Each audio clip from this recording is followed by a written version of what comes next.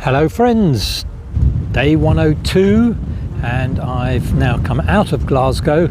Been following the Clyde Walkway all day, which is alongside the River Clyde, and it's meant that I haven't had to do any streets at all.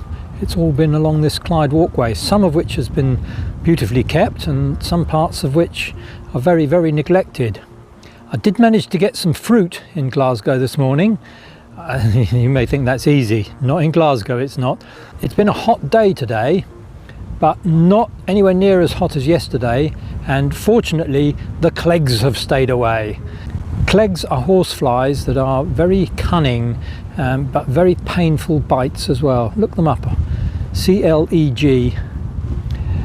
So let's have a look at some of the nice places I've been and some of the not quite so good places today, and I will see you on the trail.